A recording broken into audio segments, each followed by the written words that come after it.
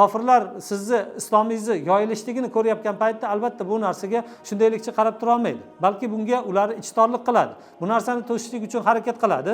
Endi demokratik degan joylarda mana shuni himoya qilish, mana shuni qonunlarni himoya qilishlik uchun harakat qiladigan odamlardan biz o'zimizni da'vatimiz yo'lida foydalanishga harakat qilishligimiz kerak. Bu degani u bizni do'stimiz emas. Bir paytda o'zida nima o'zini aqidasidan kelib chiqib turib, mana bu da'vat uchun yo'l to'silishligiga rozi bo'lmagan kishilar bo'ladi. Bundan imkon qadar harakat qilishlik kerak, foydalanishlik kerak. Bular qaysidir kun bizga qarshi ham bo'lib qolishligi mumkin. Shuning uchun biz o'zimizni oldimizdagi hamma nimalarni kartalarni ochib tashlamasligimiz kerak. Xuddi payg'ambar sollallohu alayhi vasallam qilgandek, payg'ambar sollallohu alayhi vasallam nima qildi? Bu yerda o'sha Makkani holatidan to'liq foydalanishga harakat qilyapti. Xuddi shu paytda o'zida bir qism odamni Habasistonga jo'natib qo'yapti. G'azzada yahudlarga qarshi faoliyatlar boshlangan paytda bunda birinchi odamlar tomonidan juda qo'llab-quvvatlashlik yoki butun jamoatchilik fikriga qattiq ta'sir qilgani yo'q bu narsa. Lekin Isroilga ta'sir qildimi, yahudlarga ta'sir qildimi? Ha, ta'sir qildi. Lekin butun olamni birdaniga, butun olam, ya'ni jamoatchilik fikriga birdaniga ta'sir qilgani yo'q. Lekin bularda uzoq vaqt turib berishligi, hattoki Amerikada institutlarda turib berishlikka olib keldi. Qaysidir davlatlarda Falastinni tan olishligiga va yahudlar bilan aloqalar uzishligiga sabab bo'ldi. Mana bu narsa agar mana shu G'azza ahlini qattiq turib berishligi o'zlarini oldiga qo'ygan maqsadlarida matonat bilan, sabr bilan turib berishligi bo'lmaganda bu narsalar hosil bo'lishligi mumkinmidi? Yo'q, mumkin emasligi. Agar ular ozgina muddat faoliyat yurgizib, undan keyin chekinib ketgan bo'lganda edi, ular bugungi kunda erishgan nima narsalariga erisha olmagan bo'lishligi mumkin.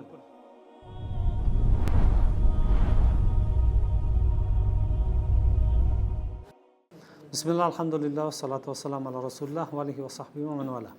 Oxiri kelib to'xtab qolgan joyimiz ba'zi shaxsiyatlarni o'zimizdan burib qo'yishlik. Ya'ni ba'zi shaxsiyatlar bo'ladiki, aytdik, agarchi biz uni islom safiga qo'sha olmasak-da, lekin o'zimizga adovat qilishlikdan ularni o'zimizdan boshqa tarafga burib qo'yishlik. Ya'ni o'zimizga qarshi jang olib borishlikdan to'xtatib qo'yishlik degandi. Payg'ambar sollallohu alayhi vasallam kim bilan uchrashgandi? Utba ibn Robiya bilan uchrashgandi. Bu Bani Umayyani kattasi edi. Rasululloh sollallohu alayhi vasallamning oldiga kelgandan keyin Rasululloh sollallohu alayhi vasallam bilan uni o'rtasida nima bo'ldi? O'tgan mushriklarni payg'ambar sollallohu alayhi vasallamga qilgan ba'zi takliflari bor edi. Mana shu takliflari u tomondan ham payg'ambar sollallohu alayhi vasallamga yana qaytadan taklif qilindi. Payg'ambar sollallohu alayhi vasallam buni to'liqligicha eshitib bo'ldi. Payg'ambar sollallohu alayhi vasallam uni to'liqligicha eshitib bo'lgandan keyin payg'ambar sollallohu alayhi vasallam unga uni kunyasi bilan ya Abu Valid deb murojaat qildi. To'xtadingmi, tugatdingmi? Undan keyin payg'ambar sollallohu alayhi vasallam unga Qur'on oyatlarini o'qib bergandan keyin u payg'ambar sollallohu alayhi vasallamdan Qur'onni eshitgandan keyin Qur'onni mana bu balog'atini oldida turib bera olmadi va qavmini oldiga kelgan yuzidan boshqasi bilan qaytib bordi. Hattoki qavm buni his qildi. Oxiri ularga gapirgan gapini gapirgan paytda nima dedi? Bu seni sehrlab qo'yibdi degan narsa bilan uni qarshi olishdi. Agarchi payg'ambar sollallohu alayhi vasallam bu kishini da'vat qilganda bu islomga kirmagan bo'lsa-da, lekin payg'ambar sollallohu alayhi vasallam nima qildi? Dushmanlardan bittasi, ya'ni Bani Umayyani kattalaridan bittasini o'zidan, ya'ni o'ziga olib borayotgan janglarda to'xtatib qo'ydi. O'ziga adovat qilishlikka, kamaytirishlikka qodir bo'ldi. Mana shu narsani payg'ambar sollallohu alayhi vasallam epladi. Demak, islomiy jamoatlar o'zlarining faoliyatini olib borar ekan, o'zini har bitta dushman aytib o'tganimizdek bir xil martabada emas. Ya'ni dushmanlar bir necha martabalarda. Har bittasi dushmanga islomga qarshi kurashishlikda ya'ni islomga bo'lgan mavqifi bir xil emas ular. Ba'zilari qattiq dushmanlik qilayotgan, ba'zilari o'zini neytral holatda ushlayotgan. Dushmanga islomga dushmanlik qilmayotgan bir holatda bo'ladigan bo'lsa, mana bu holatni e'tiborga olib, shundan kelib chiqib harakat qilishligimiz kerak. Albatta islomiy jamoat boshliqlari o'zlarini dushmanlarini o'rtasiga ixtilof solishlikka, islomga bo'lgan adovatlarni kamaytirishlikka, ularni qaysi birini imkoni bo'lsa islomga dushmanlik qilishlikdan burib qo'yishlik imkoni bo'lsa, mana bu narsani burib qo'yishlikka harakat qilishlik kerak. Buni aytdikki, bir necha o'rinlarda payg'ambar sollallohu alayhi vasallam mana bu narsalarni qo'llagan. Lekin endi bu narsani nima qaragan paytimizda, ya'ni qo'l ostidagilar tarafidan go'yoki bu narsada aqidani hisobiga qaysilar bilandir kelishlik yoki islom nima o'zimizni dinimizga amal qilishlikda hozirgi nimaday erib ketishlik yoki suskashlik qilishlik deb turib qaramaslik kerak bo'ladi. Endi mana bu ikkinchi o'sha birinchi marhalalarni ya'ni ajrab turadigan sifatlaridan bittasi payg'ambar sollallohu alayhi vasallamni himoya qilishlik uchun Banu Hoshim bilan Banu Muttalibni hammasini jamlanishligi. Payg'ambar sollallohu alayhi vasallam islomda, ya'ni musulmonlarni mana bu o'zlarini islomida sobit turishligi, ya'ni ko'pchilik odamlarni, qaysidir odamlarni islom safiga qo'shilishligi, albatta Quraysh o'zlarining takliflarini payg'ambar sollallohu alayhi vasallam tarafidan rad qilinishligi, bunday narsalar yana Qurayshni adovatini kuchaytirdi. Bular o'zaro o'zlarini ichida bir-biriga shikoyat ko'paydi. Ya'ni payg'ambar sollallohu alayhi vasallam olib borayotgan faoliyatlarida noroziliklar bularning ichida ko'paydida, har bitta qabila o'zini qavmini ichidagi qavm a'zolariga nisbatan o'zining ta'ziqlarini, o'zining qiynoqlarini yanada kuchaytirdi. Endi payg'ambar sollallohu alayhi vasallam endi bu paytda shunday o'rin tutgandiki, payg'ambar sollallohu alayhi vasallamni Abu Tolib qo'llab turardi. Payg'ambar sollallohu alayhi vasallamni o'zini himoyasiga olgandi. Endi payg'ambar sollallohu alayhi vasallamni buyruqlari bilan mana bu qavm a'zolari o'zini qavmini ichidagi e'tiborli odamlari himoyalariga kiryapgandi. Hammasi payg'ambar sollallohu alayhi vasallamni nimalari bilan, ko'rsatmalari bilan bo'lyapti. Payg'ambar sollallohu alayhi vasallamni ko'rsatmalari bilan ish ketayotgan bo'lgandan keyin kofirlar mana bunga shundaylikcha qarab tura olmadi. Balki Abu Tolibni oldiga aytdik, bir marta kelib turib chiroyli gapirdi, ya'ni tegin bizni ota-onalarimizni, ota-bobolarimizni so'kishlikdan, bizni olihalarimizni so'kishlikdan, haqoratlashlikdan, bizni aqlsizga chiqarishlikdan mana bu narsadan tiyilsin deb Abu Tolib oldiga kelgandi. Abu Tolib chiroyli ularni qaytarib qo'ygandi. Endi undan keyin ikkinchi marta payg'ambar sollallohu alayhi vasallam yana o'zini ishida davom etgandan keyin kelib turib tahdid bilan kelgandi. Mana bu narsalar ham ish bermagandan keyin bu narsalar ish bermagandan keyin ular nimaga o'tishdi? Endi ular o'zlarining ichidagi o'zini qabila a'zolarini qiynashlikka, dinidan fitnalantirishlikka, ularni dindan qaytarishlikka va payg'ambar sollallohu alayhi vasallamga nisbatan bo'ladigan bo'lsa, payg'ambar sollallohu alayhi vasallam ochiqlikcha biz unga suiqasd uyushtiramiz degan yechimga kelishdi. Endi mana bu narsa Abu Tolibga yetib kelgan paytda Abu Tolib albatta mana bu ikkita qavmni Banu Muttalib bilan Banu Hoshimni kattasi edi.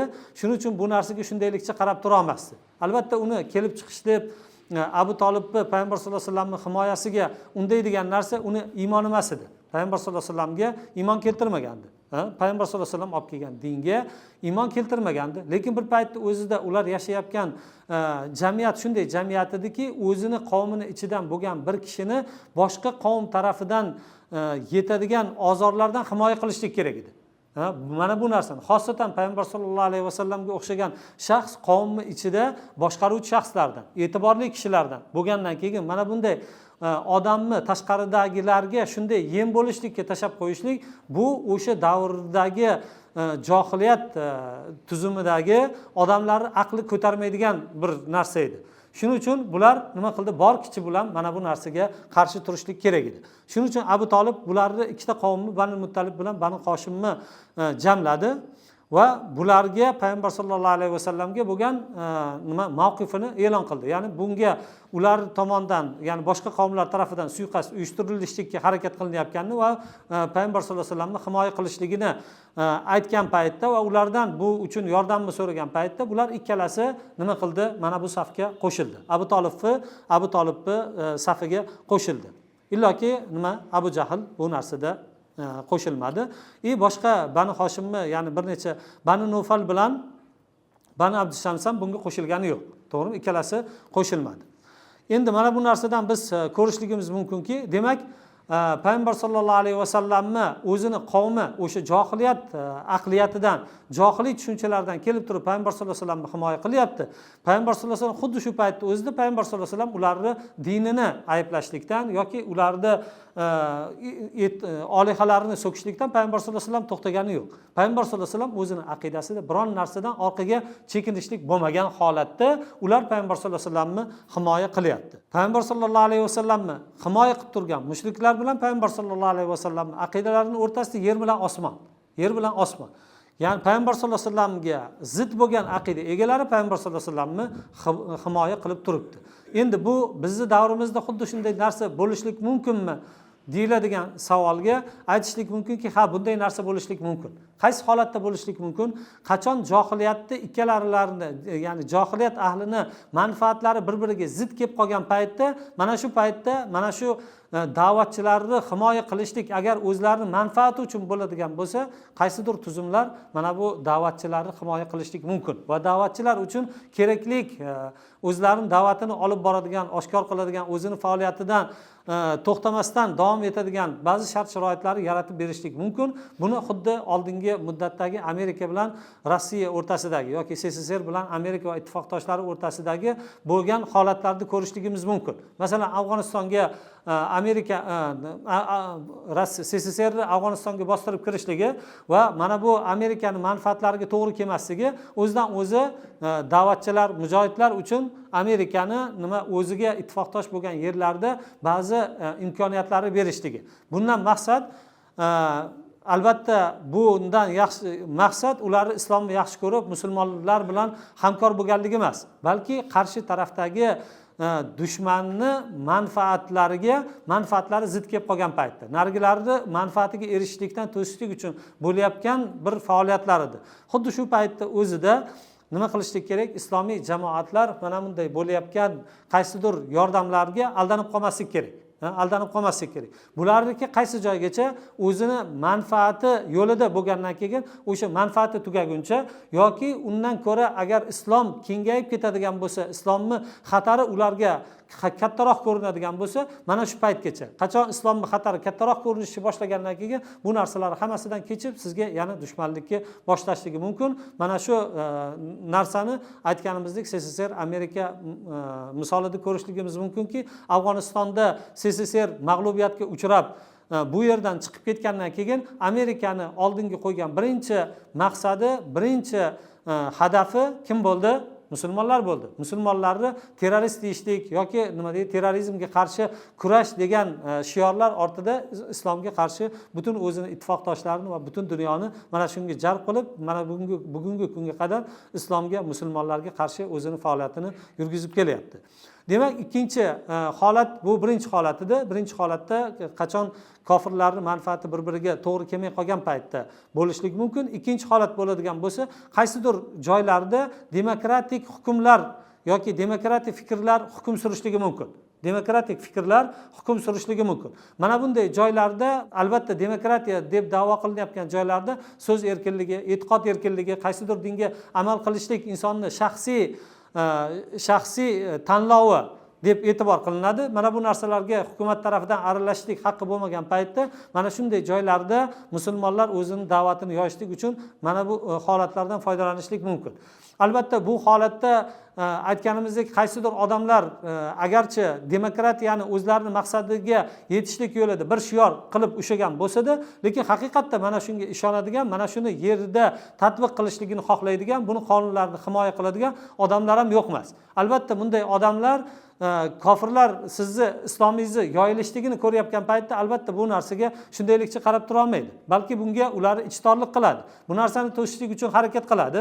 Endi demokratik degan joylarda mana shuni himoya qilish, mana shuni qonunlarni himoya qilishlik uchun harakat qiladigan odamlardan biz o'zimizni da'vatimiz yo'lida foydalanishga harakat qilishligimiz kerak. Bu degan u bizni do'stimiz emas. Bir paytda o'zida nima o'zini aqidasidan kelib chiqib turib, mana bu da'vat uchun yo'l to'silishligiga rozi bo'lmagan kishilar bo'ladi.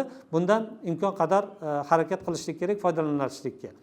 Demak deydi, mana shunday holatlar bo'ladigan bo'lsa, biz bunda bir necha narsalarga e'tibor berishligimiz kerak. Bir necha doirada bundan foydalanib harakat qilishligimiz kerak. Birinchisi qaysidir tomon bizni himoya qilib turadigan bo'lsa, agarchi o'zini manfaati uchun bo'lsa-da, lekin biz o'zimizni da'vatlarimizni insonlarga yetkazib olishlik, o'zimizni fikrlarimizni insonlarga yetkazib olishlik uchun oxirgi darajada bundan foydalanishga harakat qilishligimiz kerak. Ikkinchisi, mana bu narsadan foydalanayotgan paytimizda biz doim hushyor bo'lishligimiz kerak, ziyrak bo'lishligimiz kerak. Albatta, mana bu yordam berishlikni muqobilida, mana buni qarshisida biz o'zimizni aqidamizdan yoki o'zimizni bironta diniy tushunchalarimizdan orqaga chekinishlik bo'lmaslik kerak bizda. Doim nima o'zimizni dinimizda, aqidamizda sobit turgan holatda o'zimizni faoliyatimizni olib borishligimiz kerak. Keyingisi bir paytda o'zida agarchi u kofir Alloh taoloning valilaridan emas, Alloh taoloning dushmanlaridan, lekin aytib o'tganimizdek, hammasi dushmanlar ham, Alloh taoloning dushmanlari ham, musulmonlarning dushmanlari bu daraja. Endi biz ulardan nima qilib turgan paytimizda, foydalanib turgan paytimizda biz ularni nimasiga tegmasligimiz kerak. Ularni hamiyatiga tegmasligimiz kerak. Ularni so'kib, ya'ni sen kofirsan, sendan baroat e'lon qilinishlik kerak degan narsa bilan ularni o'zimizga qarshi qilib olmasligimiz kerak. Balki qaysidir ularni turib berayotgan o'rinlari bo'ladigan bo'lsa, islomga yordam berishlikda qanday xizmatlari bo'layotgan bo'lsa, o'shani qilayotgan shijoatlarini yoki qaysidir qilgan xizmatlarini maqtab qo'yishlik kerak bo'ladi. Ular aqidasini maqtamagan holatda yoki ular dinini maqtamagan holatda qaysidir tutgan o'rinlarini maqtab qo'yishlik bu nima qiladi? Bu bizni aqidamizga zid keladigan narsa emas. Aytganimizdek, payg'ambar sollallohu alayhi vasallamni ular o'ldirishlikka harakat qilgandan keyin Abu Tolib aytdik, ikkala qavmni jamladi va bular o'zlarini tog' yo'llariga kirib, payg'ambar sollallohu alayhi vasallamni himoya qilishlik boshlandi. Albatta, mana buni ko'rgan Makka mushriklari, Quraysh mushriklari o'zlarining o'rtasida jamlanib, o'zlari shunday kelishuvga keldiki, Banu Hoshim va Abdul Muttalib bilan biz o'rtani to'liqlikcha uzamiz. Biz aytgandek, baykot. Ularga qiz berishlik yo'q, ulardan qiz olishlik yo'q, ulardan biron narsa ularga sotmaymiz ham, ulardan sotib ham olmaymiz. Ulardan hech qanday sulhni qabul qilmaymiz. Biz ularga nisbatan hech qanaqa rahm shafqat qilishlik bizdan ko'rilmaydi. Ya'ni ularga nisbatan hech qanaqa rahm shafqat qilmaymiz. Hattoki deydi Rasululloh sollallohu alayhi vasallamni topshirmaguncha. Ya'ni Muhammadni bizga topshiradi, biz o'ldiramiz. Ana shunga qadar hech qanaqa ular bilan kelishuv yoki oldi-berdi o'rtamizda bo'lishligi mumkin emas degan qarorga ular kelishdi. Va bular mana bu bitilgan sahifani Ka'bani ichiga ilib qo'yishdi.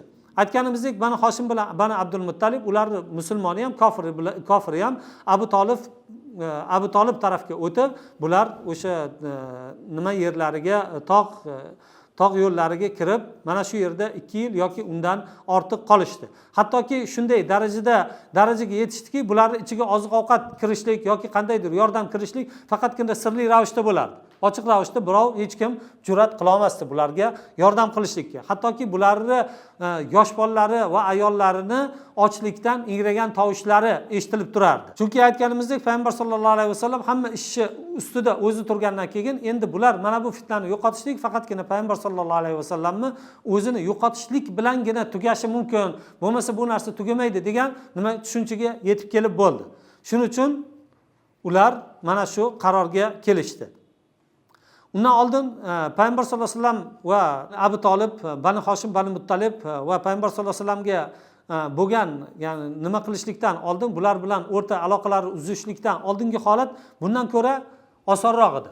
Chunki u paytda har bitta qabila o'zini ichidagi odamlarga harakat qilardi, ularga azoblab ketishga va ularni dinidan qaytarishlikka. Xuddi shu paytda payg'ambar sollallohu alayhi vasallamning ko'rsatmalari bilan mana bu zaif odamlar qavmi ichidagi katta, kuchli, e'tiborli odamlar himoyasiga kiryapgan edi. To'g'rimi? Kiryapgan edi. Endi mana bu nima bo'lgandan keyin payg'ambar sollallohu alayhi vasallam bilan bular ikkalasi to'liq payg'ambar sollallohu alayhi vasallamni, ya'ni Abu Tolibning safiga o'tib turib payg'ambar sollallohu alayhi vasallamning himoyasiga o'tgandan keyin albatta mana bu narsa Makka mushriklari uchun juda katta zarba bo'ldi. Endi buni ko'radigan bo'lsak, musulmonlarning sabr qilishligi u tabiiy narsa.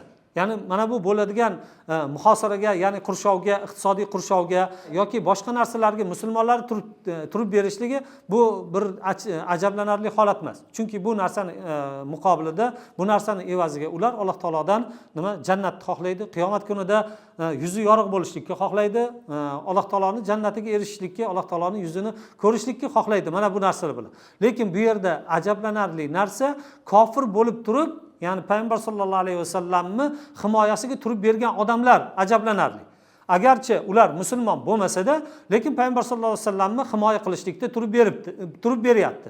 Aytganimizdek, o'sha paytdagi hukm surgan, ya'ni johiliyat qonun qoidalari shunday ediki, o'zini qabilasi ichidagi odamni boshqaga topshirib qo'ymaslik edi. Biz bilan buni aqidasi bitta bo'lmasa, bizni ota bobolarimizni zalolatda ayblasa, bizni olaqalarimizni so'ksa, bizni aqlsizlikda ayblasa, bizni aqlsiz, ya'ni biz bilan buni dini har xil bo'lib tursa va xuddi shu paytda o'zida bizga yetayotgan bu xorlik, bu qiynoq, bu ochlik, nimaga biz mana shu odam uchun sabr qilishligimiz kerak degan savol bo'lishligi o'zidan o'zi tabiiy edi. Lekin bu ko'pincha ularda mana shu savollar ham bo'lishligi mumkin edi. Nimaga Muhammad agar uni dini haqiqatda haq bo'lmaydigan bo'lsa, nima uchun bu dinidan qaytmayapti? Nima uchun bu dinidan qaytmayapti? Mana bunga o'xshagan savollar ularning fikrida aylanardi. Ya'ni bular fikrida bo'larmidi? Bo'lardi. Lekin xuddi shu paytda o'zida bular o'zidagi bu fikrlarni nima qiladi? Modomiki Abu Talib bularni yordamga chaqirdimi, Abu Talib bilan birga turibdimi, demak bu payg'ambar sollallohu alayhi vasallam tarafidan bo'lgan narsalar bularni qiziqtirmasdi. Chunki payg'ambar sollallohu alayhi vasallam uchun emas, balki nima Abu Talibni chaqirig'i uchun bular turib berayotgan edi. Endi bu shu paytda o'zida payg'ambar sollallohu alayhi vasallam uchun buni turib berishligiga yana boshqa sabab, payg'ambar sollallohu alayhi vasallam bilasizlar, qavmi ichida ko'zga ko'ringan e'tiborli shaxslardan edi. Ya'ni boshqaruvchi shaxslardan edi. Endi o'zini ichidagi boshqaruvchi bo'lgan shaxsni boshqa qavmga tashab qo'yishlik, aytganimizdek, bu kundagi johiliyat ahlini aqliga sig'maydigan bir tushuncha edi. Va payg'ambar sollallohu alayhi vasallam xuddi shu paytda o'zida haqiqatda toza odam edi. Payg'ambar sollallohu alayhi vasallam tarafidan hech qanaqa kofirlar o'zini ham mana bu aybi bor edi-da, buni topshirib yuborsak bo'ladi deydigan, ushaydigan bironta payg'ambar sollallohu alayhi vasallamda kamchilik yo'q edi. Shuning uchun ham bular o'zlarining ichida nima deydi, ulug'lanadigan, ehtiromga sazovor bo'lgan odamlarni tashab qo'ymasdan, balki u uchun molini, jonini, hamma narsasini fido qilishlikka tayyor bo'lishdi. Demak, ba'zida biz ko'rishligimiz mumkinki, ya'ni islomiy jamoatlarda xuddi shunday kimlardir himoya qilishligi mumkin. Qaysidir joylarda yoki qabila bo'lib yashaydigan joylarda bu ko'proq, shahar bo'lib yashaydigan joylardan ko'ra ko'proq, yoki demokratik joylarda aytdikki, qaysidir odamlar mana shu demokratik qonun qoidalariga ishonganligi, mana shuni himoya qilishlik e'tiboridan bizni himoya qilishlik mumkin. Endi bu paytda biz mana bu narsalarga to'g'ri baho berib, mana bundan to'g'ri foydalanishlikka harakat qilishligimiz kerak bo'ladi. Xuddi shu paytda o'zida, agarchi demokratik joylardan biz foydalanayotgan bo'lsak-da, bir paytda o'zida hech qachon biz yodimizdan chiqmasligi kerak, balki yodimizda saqlashlik kerak bo'lgan narsa, bular qaysidir kun bizga qarshi ham bo'lib qolishligi mumkin. Shuning uchun biz o'zimizni oldimizdagi hamma nimalarni, kartalarni ochib tashlamasligimiz kerak. Xuddi payg'ambar sollallohu alayhi vasallam qilgandek, payg'ambar sollallohu alayhi vasallam nima qildi? Bu yerda o'sha Makkani holatidan to'liq foydalanishga harakat qilyapti. Xuddi shu paytda o'zida bir qism odamni Habasistonga jo'natib qo'yapti. Payg'ambar sollallohu alayhi vasallam bu yerda o'zini faoliyatini yurgizyapti. Hozir inshaalloh keyingi nimalarni keladi. Xuddi shu paytda o'zida payg'ambar sollallohu alayhi vasallam yana boshqa joylar qidiryapti. Habasistonni o'ziga suyanib qolmayapti, balki boshqa joylarni qidiryapti. Demak, biz hamma kuchimizni bir joyga tashab turib, mana shu joydagi yordamlarga ishonib qolib, o'zimizni halok bo'lishlikka olib kelib qo'ymasligimiz kerak. Balki biz o'zimizni kuchlarimizni yoygan holatda harakat qilishligimiz kerak, xuddi payg'ambar sollallohu alayhi vasallam qilgandek. Payg'ambar sollallohu alayhi vasallam mana bu narsada biz uchun juda katta o'rnak. Endi payg'ambar sollallohu alayhi vasallamni mana bunday himoya qilishlik payg'ambar sollallohu alayhi vasallamni johiliyat tarafidan, ya'ni o'sha ikkita qavmni, musulmoni va kofiri tomonidan himoya qilinishlik bu shu paytgacha tarixda bo'lgan emas. Tarixda bo'lmagan bir holat vujudga kelgan. Payg'ambar sollallohu alayhi vasallamni kofir, ya'ni o'zini aqidasiga zid bo'lgan, payg'ambar sollallohu alayhi vasallamga hattoki aqidada zid bo'lgan, payg'ambar sollallohu alayhi vasallam olib kelgan narsaga norozi bo'lgan odamlar ham payg'ambar sollallohu alayhi vasallamni himoya qilib turishligi bu tarixda nima bir qaytarilmaydigan qattiq yordam berishlikda. Demak, biz doim tushunishligimiz kerakki, johiliyat harakat qilgan paytda johiliyat faqatgina manfaatlar ustida harakat qiladi deb nima qilib qo'ymasligimiz kerak, aldanib qolmasligimiz kerak yoki mana bu noto'g'ri fikrda fikrlamasligimiz kerak. Gohida johiliyatda ham o'zini oldida qaysidir o'zlarining qadriyatlari bo'ladi, o'zlari hurmat qiladigan qonun qoidalar bo'ladi. O'shandan chiqib turib ham harakat qilishligi mumkin. Hozir musulmonlarni qaraydigan bo'lsak, bu o'rinda musulmonlar aytdik, o'zini iymoni uchun, o'zini islomi uchun turib berishligi aniq narsa edi.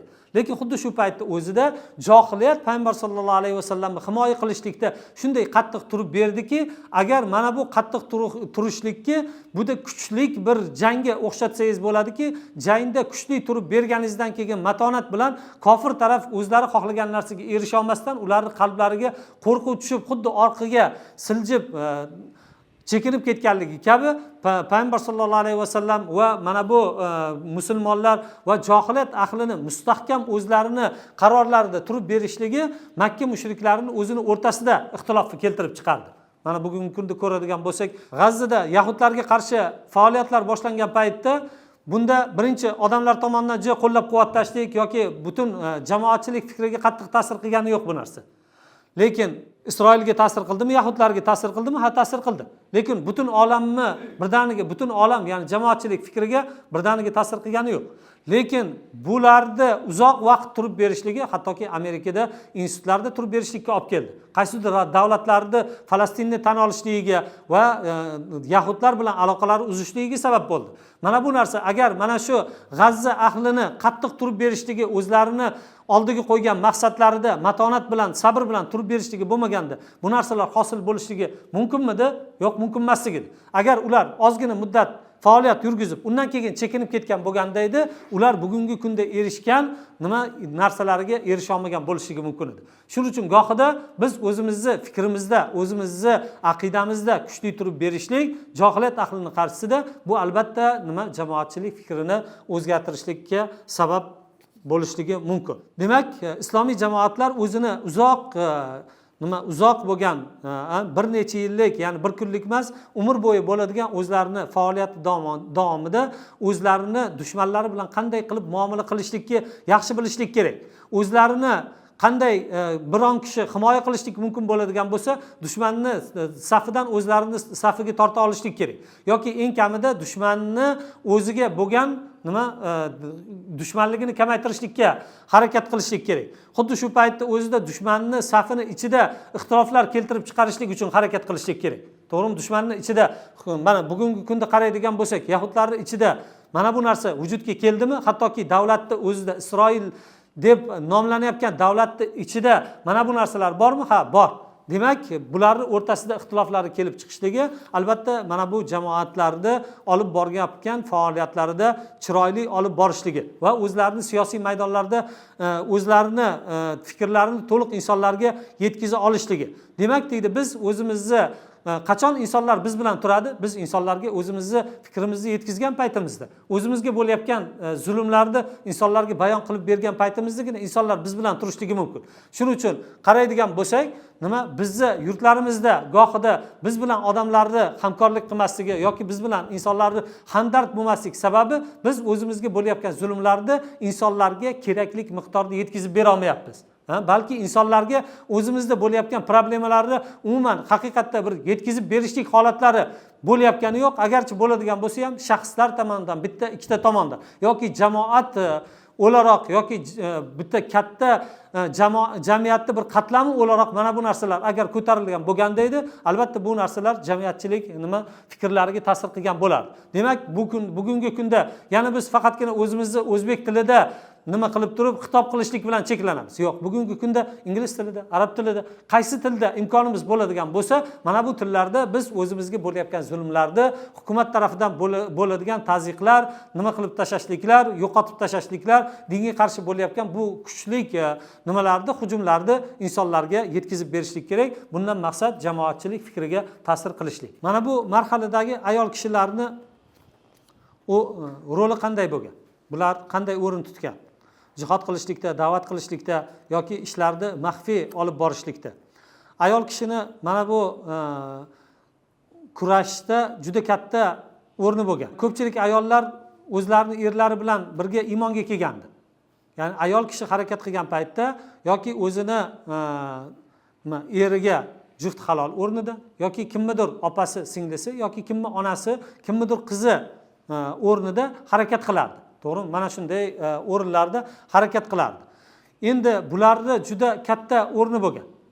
Qarasak, necha kishi Habashistonga hijrat qildi ayollardan? 19 kishi hijrat qildi. 83 ta erkak, 19 ta ayol hijrat qildi. Endi mana bu rollarni qaraydigan bo'lsak, islomga birinchi kirgan, birinchi islomni qabul qilgan ayol kishi bo'ldi. Xadija roziyallohu anha. Islomdagi birinchi shahid Sumayya ayol kishi bo'ldi. Nahdiya unga yetgan azoblar sababli ko'zini yo'qotdi. Sumayya aytganimizdek, hattoki shahid bo'ldi. Umar roziyallohu anhuning singlisi Fatima bint Xattob mana shu yo'lda ozorlarga uchradi. Hattoki akasi tomonidan qattiq nima deydi, zarba yeyishlikka, kaltak yeyishlikka, betlaridan qon oqishlikkacha sabab bo'ldi. Lekin shu bilan birga ular o'zlarining aqidalarida zilzilalanib qolgani yo'q, qo'zg'algani yo'q. Ya'ni matonat bilan mana bu o'rinlarda turib berdi. Endi aytganimizdek, buni birinchilaridan bo'lib turib Xadija roziyallohu anhuni zikr qilishlik mumkinki, Xadija roziyallohu anhu birinchi bo'lib payg'ambar sollallohu alayhi vasallamga iymon keltirdi. Payg'ambar sollallohu alayhi vasallam bilan o'zini moli, joni, o'zini obro'si, hamma narsasi bilan payg'ambar sollallohu alayhi vasallam yonida turib bergan. Xadija roziyallohu anhu boy edi, tijoratchi ayol edi. Hamma narsa imkoniyati bor edi. Payg'ambar sollallohu alayhi vasallamni mana shu da'vatlar, islom da'vatini yoyishlik yo'lida o'zini imkoniyati bor hamma narsani payg'ambar sollallohu alayhi vasallam ixtiyoriga topshirib qo'ydi. To'g'rimi? Hattoki muhosaraga tushgan paytda, qurshovda qolgan paytda, ular bilan oldi berdi to'silgan paytda shular bilan shunday boy ayol orqaga chekingani yo'q. Orqaga chekinmasdan mana shu ochlikka, yetishmovchilikka, kamchilikka, hamma narsasiga sabr qilib payg'ambar sollallohu alayhi vasallam atrofida turib berdi. Aytadi, payg'ambar sollallohu alayhi vasallam oldida shunchalik turdiki, nafaqat bu payg'ambar sollallohu alayhi vasallamga yordamchi o'laroq yoki balki payg'ambar sollallohu alayhi vasallam gohida nima bo'lib qolgan paytda ba'zi ya'ni insonlar tarafidan qandaydir dalda berishlikka ehtiyoji bo'lgan paytda payg'ambar sollallohu alayhi vasallamni sobit bo'lishlikka chaqirib, payg'ambar sollallohu alayhi vasallamni shijoatlantirib, darda berib turgan ayol ham Xadija roziyallohu anhu edi. Xadija onamiz edi. Payg'ambar sollallohu alayhi vasallamning qalbida shunchalik darajada o'rin olgandiki, o'zini mana bu turib berishlik bilan, o'zini iymoni va payg'ambar sollallohu alayhi vasallam bilan to'liq turib berishlik bilan, hattoki uni singlisi Halani ovozini eshitgan paytda, Xadija roziyallohu anhu tirik bo'lgan paytda uni ziyorat qilib turadigan dugonalarining ovozini eshitgan paytda deydi, payg'ambar sollallohu alayhi vasallam xursand bo'lib ketardi. Hattoki deydi, payg'ambar sollallohu alayhi vasallam Abu Talib bilan Xadija roziyallohu anhu vafot qilgan yilda amil huzn, ya'ni xafachilik yili deb turib e'lon qilindi. Albatta bu narsaga ham haqli edi. Demak deydi, biz bugungi kunda islom ummatini, ya'ni islomiy jamoatlarda faoliyat yurgizar ekanmiz. Mana shunday o'rnaklarni, mana shunday misollarni tarbiyalashga ehtiyojimiz bor. Albatta bugungi kunda islomiy jamoatlar saflari mana bunday ayollardan xoli emas. Ya'ni bunday ayollardan bo'shab qolgan emas.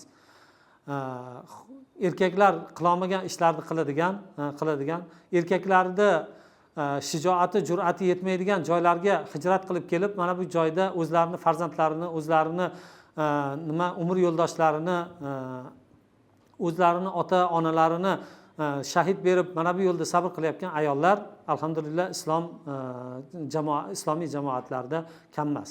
Quraysh mushriklari islomga qarshi o'zini bor kuchi bilan kurashardi. Uni insonlarga yetib bormasligi uchun o'zini imkoniyatida bor hamma narsani sarflardi. Payg'ambar sollallohu alayhi vasallamni nomlarini badnom qilishga harakat qilardi. Ular payg'ambar sollallohu alayhi vasallamni kelgan, ya'ni Makka ga har doim nimalar kelib turardi? Hojilar kelib turardi, umra uchun kelib turardi. Mana bu kelgan ziyoratchilar oldida payg'ambar sollallohu alayhi vasallamni badnom qilishga harakat qilardi. Payg'ambar sollallohu alayhi vasallamning gapini eshitib, mana bundan ta'sirlanishlik oldini olishlik uchun har bir narsani qilardi. Lekin xuddi shu paytda o'zi musulmonlar ham shundaylikcha jim o'tirmasdi, qo'lini qovushtirib o'tirmasdi, balki musulmonlar ham harakat qilardi. Mana bu kelgan elchilarga, hojilarga, ziyoratchilarga yoki tijoratchilarga o'zlarini dinini, o'zlarini aqidalarini yetkazishga harakat qilardi. Borib turib ular ko'pincha harakat qiladigan narsasi nima? Ular bilan aloqalari tiklab turib, la ilaha illalloh Muhammadur Rasulullohga, Alloh taoloning o'zigagina yakka Allohga ibodat qilishlikka ular insonlarni chaqirardi. Chaqirardi. Lekin xuddi shu paytda o'zida ular bularning orqasida ish qilib yuraverardi. Musulmonlar bu paytda to'g'ridan to'g'ri kofirlar bilan to'g'ridan to'g'ri to'qnashuv bo'lmaslikka harakat qilardi. Ya'ni to'g'ridan to'g'ri to'qnashuv bo'lib qolmaslikka harakat qilardi va ularning olihalarini so'kishlikka ozgina yengillashtirgan bir payt edi. Aytganimizdek, borib turib ularga Makka ga kelgan odamlarga da'vatlarni sekin asta olib borildi. Ularga asosiy qilinadigan narsasi nima deydi? Kofirlarni yomonligini yoki ularni jirkanch aqida yoki jirkanch ibodatlari yoki boshqa narsalarni qilishlik o'rniga asosiy oldida olib boradigan narsa islomning go'zalliklarini, aytganimizdek, islomning go'zalliklarini ularga tushuntirardi. Payg'ambar sollallohu alayhi vasallam yashayotgan mana bu jamiyatni qaraydigan bo'lsak, bu yerda zino tarqalgandi. To'g'rimi? Zinokorlar uchun qizil bayroqlar bor edi. Va xuddi shuningdek ichimliklar, aroq, ya'ni spirtli ichimliklar, bugungi kunda mast qiluvchi ichimliklar keng tarqagandi. U yerda butlar yoyilgandi. 300 dan ortiq butlar bor edi Makkaning o'zida. Lekin Payg'ambar sollallohu alayhi vasallam va Payg'ambar sollallohu alayhi vasallam atrofidagi odamlar mana bu buzg'unchilik, mana bu fasodlarga qarshi kurashishga harakat qilmadi. Birinchi Payg'ambar sollallohu alayhi vasallam harakat qilgan narsa nima bo'ldi? Ular harakat qilgan narsasi la ilaha illalloh Muhammadur Rasululloh. La ilaha illalloh Muhammadur Rasululloh va insonlarga faqatgina Alloh taoloni o'zigagina ibodat qilishlikka chaqirishlik bo'ldi. Ularni qo'zg'atqoradigan narsalardan o'zlarini nima qildi? Sekin tiyilishlikka boshladi. Ya'ni agar bitta ish qilsangizki, mana buni natijasi kofirlar birdaniga qo'zg'ab ketadigan bo'lsa, mana bu narsalardan ehtiyot bo'lindi. Ehtiyot bo'linib, o'zlarini harakat o'zlarining faoliyatlarini olib bordi. Endi bizni Payg'ambar sollallohu alayhi vasallamning ashablari Payg'ambar sollallohu alayhi vasallamning ashablari unaqa qo'rqoq emas edi. Yoki jur'atsiz bir zaif odamlar emas edi. Ular balki mana bu o'zlariga yetayotgan ozorlarga johiliyat paytida bilarsizki, bular bitta gap ular uchun ortiqcha edi. Birdaniga qulichini sug'urib, urushga, o'zini obro'sini, o'zini izzatini saqlab qolishlik uchun harakat qilinadigan bitta qavm edi. Endi hozir islomga kelgandan keyin Payg'ambar sollallohu alayhi vasallam tarafidan bo'layotgan ko'rsatmalar sababli bularni sabr qilib turishligi bular uchun nafsiga juda og'ir keladigan narsa edi. Lekin xuddi shu paytda o'zida Payg'ambar sollallohu alayhi vasallam tarafidan ko'rsatma sabr qilishga bo'layaptimi? Demak, bu narsalarda ular iltizom turib, mana bu narsani mahkam ushlagan. Payg'ambar sollallohu alayhi vasallam bergan ko'rsatmalardan chiqib ketmaslik uchun o'zlarini ushlab turishlik bular uchun eng qiyin holat edi. Urushdan, shahid bo'lishdan ko'ra qiyinrog'i bular o'zini ushlab turishlik edi. Lekin shu paytda o'zida Payg'ambar sollallohu alayhi vasallam, ya'ni Payg'ambar sollallohu alayhi vasallam oldida uzoq yillik rejalar bor, strategik rejalar bor. Payg'ambar sollallohu alayhi vasallamga demak mana shu rejalarni ustida qo'l ostidagilar mana shuni mahkam ushlab ko'rsatmalarga amal qilmaydigan bo'lsa, qanchalik sizning rejalaringiz chiroyli bo'lmasin, buni amalga oshirib bo'lmaydi. Shuning uchun nima qilinardi? Qo'l ostidagi tarafdan bunga to'liqlikcha itoat qilinardi. Endi Payg'ambar sollallohu alayhi vasallamning holatlarini qaraydigan bo'lsak, Payg'ambar sollallohu alayhi vasallam xuddi shu marhalani o'zida Payg'ambar sollallohu alayhi vasallamga nima qilindi? Payg'ambar sollallohu alayhi vasallamning ustiga tuyyan ichak-chavoqlari olib kelindi. Payg'ambar sollallohu alayhi vasallam betiga tupirildi. Endi bu paytda musulmonlar aytganimizdek Sumayyani ko'zlarini oldida qatl qilindi. To'g'rimi? Shahid qilindi. Musulmonlarga ozorlar berildi. Lekin Payg'ambar sollallohu alayhi vasallam tarafidan ko'rsatma sabr qilishlik edi. Shuning uchun sabr qilishlik maydonida ular sabr qildi. Endi Payg'ambar sollallohu alayhi vasallamga bu sabr qilayotgan odamlar bir kun kelgan paytda nima qildi? Bitta ayol uchun butun qo'shin, butun xilofat qo'shini harakat qilib, uni o'chini olib berilgan kunlar bo'ldimi? Bo'ldi. Lekin har bitta marhalada, har bitta bosqichda bu ko'rsatma bilan bo'ldi. Ya'ni har bitta odam o'zini nimasidan kelib chiqib turib, o'zini shijoatidan, o'zini hissiyotidan kelib chiqib turib harakat qilgani yo'q. Shuning uchun nima? Bugungi kunda ba'zi odamlar o'zini hissiyotidan kelib chiqib turib, nima islomiy jamoatlar oldiga qo'ygan hadaflarda tuzgan rejalarni buzib qo'ymaslik kerak. To'g'rimi?